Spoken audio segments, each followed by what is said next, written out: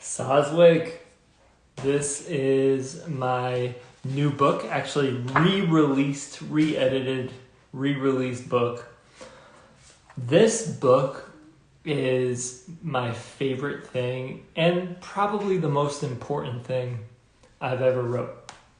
So out on the top here it says a metaphysical novel. So that's how I prefaced it. And I'll just talk about why I wrote this book. Because, first of all, it came as inspiration. There was so much involved with writing and putting out this book that was really inspired and synchronistic. The initial seed of an idea came from a friend mentioning that Sasquatches there's a theory that they could potentially be extraterrestrials from another planet. So I heard that and I was like, that's a really interesting concept. And then one time when I was hiking, this was in Acadia National Park, when I was walking back towards my car, getting towards the end of the trail, I heard a car in the distance, and that's how I knew the road was close. But something hit me what would it be like to hear that sound of a car for the first time? What would it be like to be some kind of highly intelligent Sasquatch hearing the sound of a car for the first time ever? And that was another seed for the idea of this book. And that was actually the first scene that came to my mind. So what happens is I get these scenes as downloads of inspiration. And then once a few of them came, I was like, I have to write this book. So that's part of the origin story of it. And what this book is about, I'll just read the back cover, all right? Soswick is an extraterrestrial Sasquatch shaman who ends up on Earth after being granted freedom. And freedom from the multidimensional force known as the Guard isn't all that free. On Earth, Soswick quickly finds himself in over his head and at the tipping point of a cosmic balance few beings can comprehend. So that is the summary and a glimpse at this book. So why fiction? That's one question I've got recently. And as you come on here, feel free to just ask any question. Someone asked me, why fiction? Why not just tell real stories? And I write nonfiction too, but I feel like fiction has a special importance, and fiction can even tell higher truths than facts can. That's why mythology has always existed. That's why religions speak in terms of stories and parables. So this storytelling and expressing deep archetypes and deep themes of humanity through fictional stories is so important because it allows us to glimpse higher truths. It allows the storyteller to wrap up all of these different archetypes into one. That's why it's so important. Because you can tell the story, let's use love for example, the concept of love. You can understand love better by reading, or one aspect of love, by reading something like Romeo and Juliet than reading a scientific paper about love. Romeo and Juliet will definitely teach you more about a specific aspect of love, that type of love, compared to reading a bunch of facts. It tells such a deeper truth. And another one is like a poem. A poem could tell you so much about something without necessarily being factual. So that's the importance of fiction. We can glimpse the highest or even deepest truths of reality and our existence through fictional stories, because they're tapping into the deepest archetypes possible that they can't quite be packaged in this logical, factual form. So that's why I write fiction, because it is the best medium to expand your mind. It's the best medium, in my opinion, to elevate and expand people's consciousness. It really is. And if you look at a lot of stories, they do that. You know, look at the Star Wars series, the Dune series, even Harry Potter. They all help expand people's consciousness to some degree. But I go into it like really from that perspective. Even look at The Alchemist. That's a great book, great example by Paulo Coelho. So those are some examples. And here's a quick story of like how crazy synchronistic everything gets, and how there is like a weird, intangible, transcendent truth to all of this.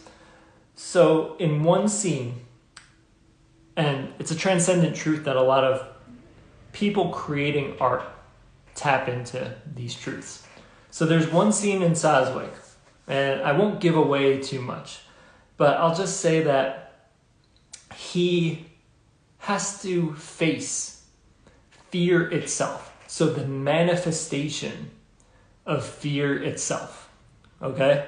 And he is traveling interdimensionally to do this, and he has to confront the manifestation of fear itself. And I won't give away exactly what it looks like, but in this scene, a crystal sword appears in his hand, and fear itself kind of jumps up to leap on him, and he holds the crystal sword up, and that manifestation of fear pierces itself on the sword, and everything just turns into light when that happens. So it's Sazwick kind of, it's like holding the sword of truth and standing firm. You know, that's the analogy there, okay, in that scene. And then a few months ago, I came across a song, and this song was released after I wrote this scene. The song, it's by Aesop Rock, the rapper, and the song is called Crystal Sword, okay? The song is called Crystal Sword, and the last line of the song, he goes, deeper through the death and gore, coming out the other side. And that's exactly what I wrote about in that scene of Sazwick, where he pierces the body of the manifestation of fear itself, and then comes out the other side into pure light. So how do you even explain that? It's nuts. When I heard the song and saw the title of it, it floored me. So there's something about when we tap into our creativity and create art, we are tuning into something so transcendent. And it is so transcendent that it needs to be expressed in artistic ways. It can only be expressed and understood in these artistic ways. So that is a clue and an indicator of the importance of this stuff. We don't understand too much of reality. You know, we don't have a lot of it figured out. And creative expression and storytelling allows us to glimpse more and assimilate more. So that's the beauty of it. And that's really all I wanted to talk about on this live. I don't see that anyone had any questions, but I'm going to do more of these addressing questions, any questions that people have. Let me just check something else. Hold on. One more thing is, so this is another question that comes up. One guy asked me this a few days ago, so why should I read it? How would it benefit me? I mentioned the expansion of consciousness. That is one example, and that's what fiction is the best at doing, expanding your mind, elevating your consciousness. But with Sazwick, you get very different perspectives. And one of my favorite perspectives to write and read from is an outside looking in view on humanity. Like, what does humanity look like from the perspective of an alien?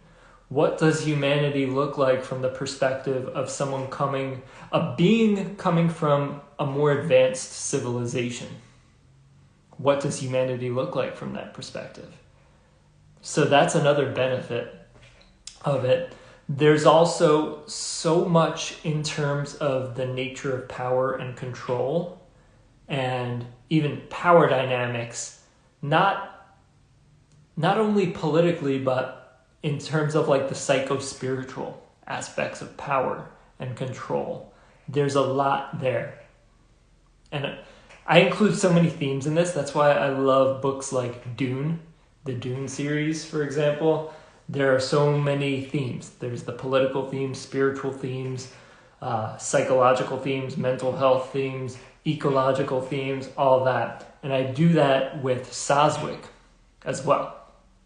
So another one is glimpsing and hinting at better ways of doing things.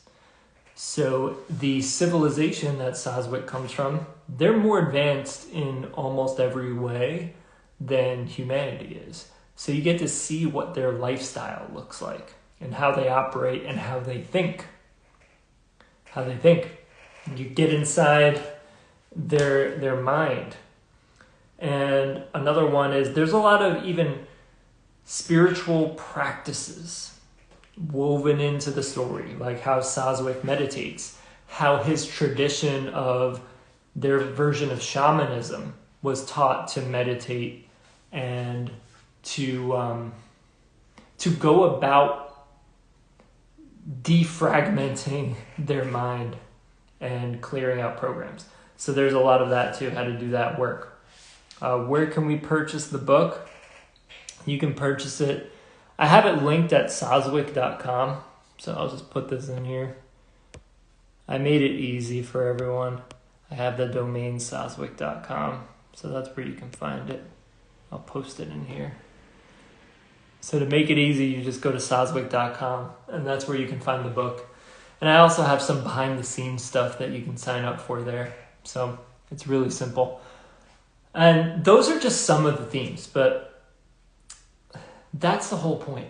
We can, through the power of story, we can say so much about life and describe the indescribable. That's kind of the basis of this. All right. So I want to do more of these. I'm going to invite more questions about this, about Soswick, about spiritual fiction in general, metaphysical fiction, deep fiction, and also the writing process. So if you're watching this in the future, or if your future is the now, then yeah, come up with some questions and send them to me, and I could do other videos on it. But that's it for now. Thank you everyone for coming. Thanks for listening. And yeah, check out soswick.com. That's where you can find the book. Peace, and much love, everyone.